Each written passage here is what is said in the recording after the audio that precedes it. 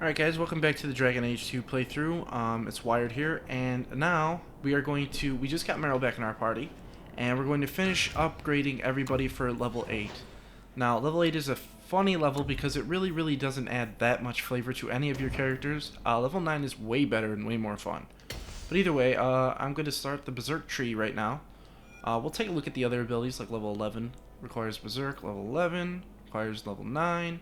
Barrage is really our key ability around here. You could get damage resistance, resilient barrage, but it does not have a good synergy with things like blood frenzy. So it depends on what you want to do. Death blow is definitely a must-have though. Love myself some death blow. What I like to do is barrage and just unrelenting barrage and berserk. The two berserk upgrades. Adrenaline is not great. However, the consensus on this ability is not even out yet. It works a lot like Bolster. It doesn't have a cooldown type of deal, or it has a very low cooldown. Oh, you can remove the cooldown, so it works like Bolster. It might be good like while you're like running from target to target, but I just don't see why I would be trying to increase my damage by 5% when I could be doing a melee swing, which would deal way more damage than a 5% damage boost. So like I said, very situational ability. It does damage stack up to 8%, but I think there's better abilities out there, especially since it only lasts 8 seconds. And I don't think it refreshes itself necessarily. It might. I'm not sure. We'll probably test it out later. I'm not gonna get a general consensus on it yet, but we are taking Berserk now. First and foremost, we do have to give her stats. I'm going to go 2 in Magic and 1 in Constitution right now. Her ability that I'm going to get for level 8 is Mind Blast. The reason I'm getting Mind Blast is because we don't want her getting hit and killed. Simple as that. Now, because you got new abilities, you don't have enough tactic slots to obviously use them all. What we're going to do, because we did get 8 allies on Anders in the last video, we don't want him to feel a little left out and not be able to use all his abilities. He will have a sad face. Don't like Anders with a sad face, obviously. Okay, so first thing we're going to do is we're going to set a very simple tactic that is actually very useful. If 2 party members are below 50% health, we're going to simply just use 8 allies. Simple as that. And we're going to move this up to 5th. Always keep your spells like this high up on the list. Alright, next we're going to stop with this deactivating of Panacea, because now we need these skill slots. We need these tactic slots.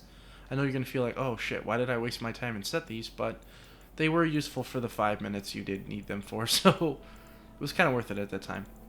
Alright, we're going to not worry about anyone's health, and we're just going to have Panacea activated the whole time. So this is how it should look. It should be like Heroic Aura, Panacea, Health Potion, Lyrium Potion. Hawk's health is under 50%. You're going to heal him.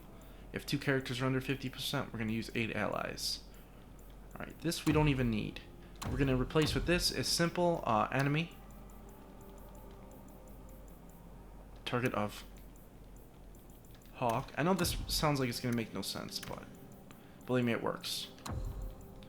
And we always set that as priority 4. Haste should always be casted before healing 8 allies. Well, actually, maybe it shouldn't. We'll make that priority 7. This sounds really stupid and really weird, but after reading a little bit more, I found out this actually does work. He will now cast Haste as soon as I land my first melee strike. So this will actually let me use Haste way more, because we won't be wasting 2, 3, 4 seconds of Haste while we're trying to close in on the enemies. Okay. Now, we're going to get rid of this. We don't need this anymore. We are going to keep the Mind Blast when getting hit. That is important. Also going to get rid of this as well. Now, instead we're going to have enemy, target, party member. We're a little too far down. Okay. Target party member, Hawk. We're going to use basic attack. Simple as that. This we're also going to deactivate. Now, you do have enough room here to mess around with Panacea a little bit more if you want to. But we're just going to keep it activated consistently. Simple as that.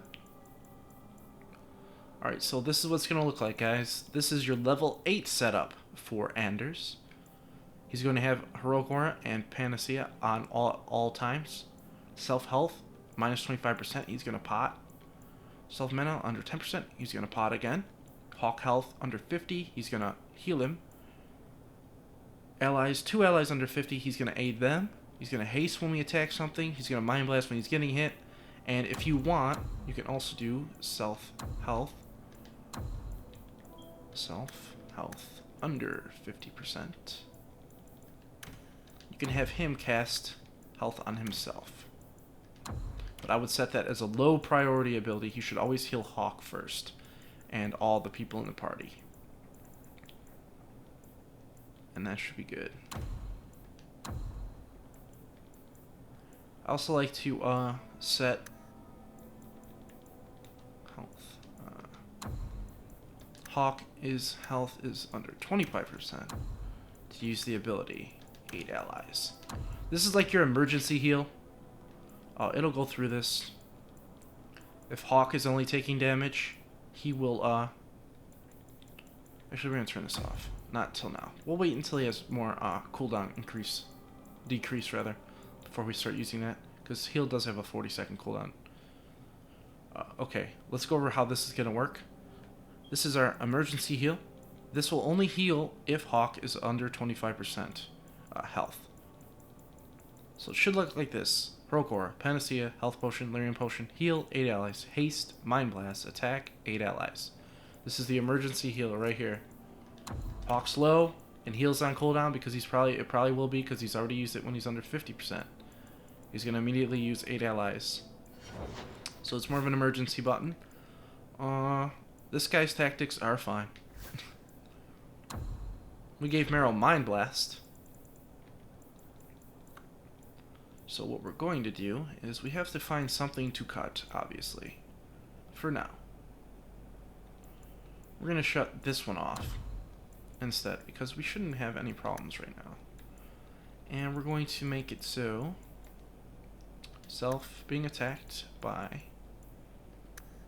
a melee attack, we're going to obviously use Mind Blast.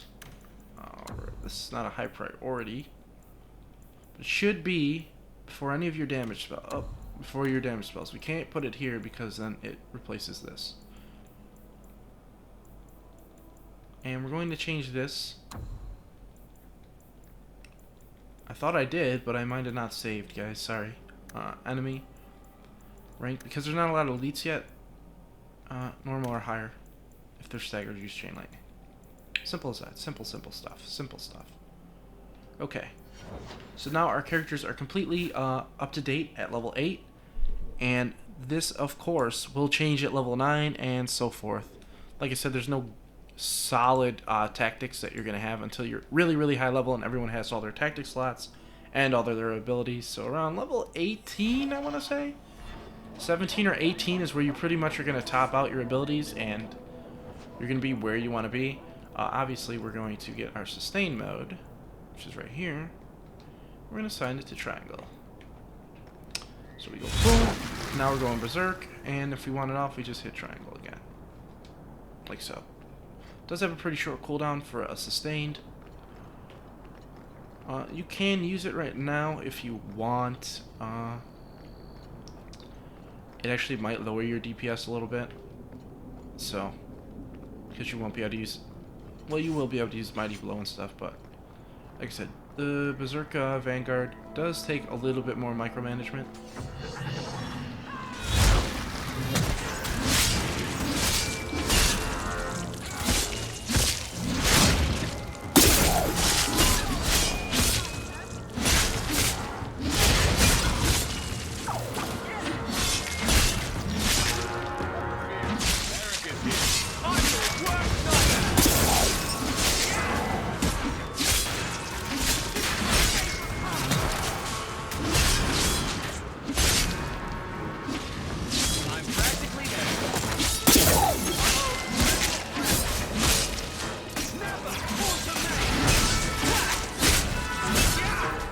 No battery for controller 1.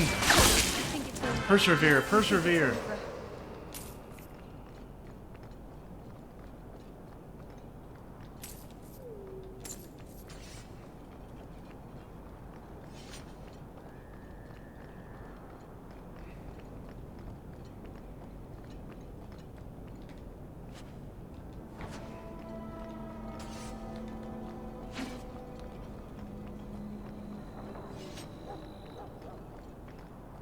Alright guys, give me a couple seconds to swap out controllers and we'll be right back.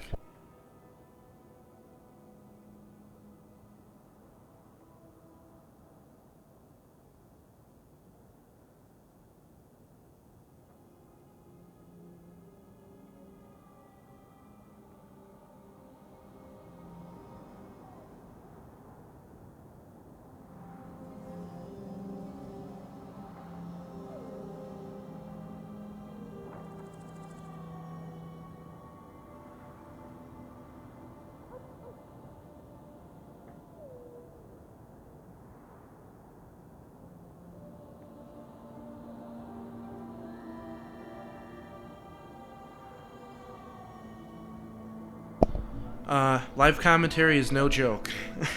New controller and we're ready to continue on. Alright, here we go.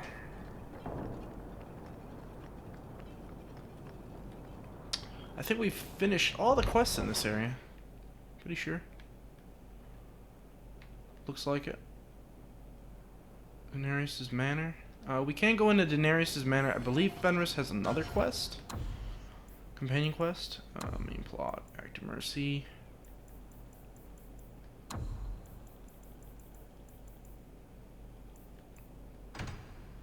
There we go. We have a lot of stuff to do still, so we're gonna head right back into Daenerys' mansion. Well, Fenris' mansion now. He kind of took it over. Totally just took it over. No respect.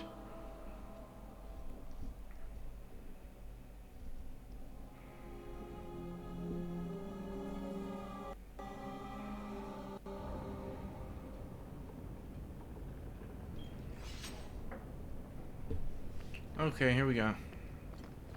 There'd be a book here. Now, I don't remember if this place restocks itself now that Fenris owns it. Pretty sure it doesn't. Yeah, it doesn't even let you go anywhere, so...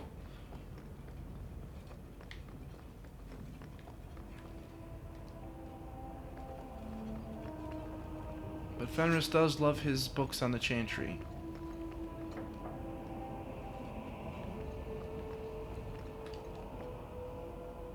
Agrigio Pavali.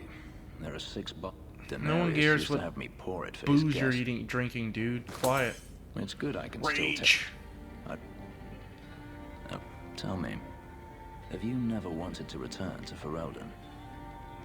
The blight is over. You could rebuild. I love my family. Still, to have the option. You totally make a home here, dude. Had I known Anso would find me a woman so capable, I would. I can't pick a romance until my subs tell me to. And I doubt Fenris is the one they're gonna want. Fenris freaks me the frick out. Giraffe Elf is crazy as hell.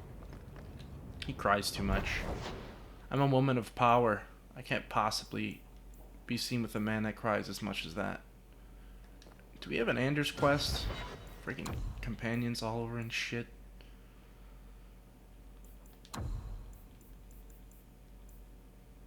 Find grandfather Amel's will. Speak to Isabella in Lowtown's Hainthman Pub. Confront Captain Jevon in the barracks in the keep about guards being used to pass secrets. Okay. It's supposed to be a guide. There's supposed to be method to this mayhem. Quiet, you.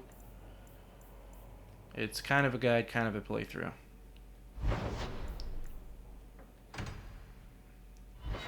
We're actually going back to the Wounded Coast for a reason, because 1, we have 2 quests to complete there that I want to get done before I forget about them. And 2, because, I don't know, it's just good to get out sometimes. It's just good to get out of the city sometimes, you know what I mean? Tired of seeing the same mansion repeated over and over and over again. The same buildings over again.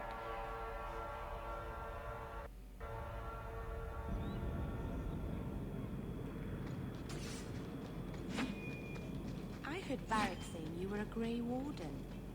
I was. I met a Warden once, back in Ferelden. Duncan, I think his name was. Duncan was awesome.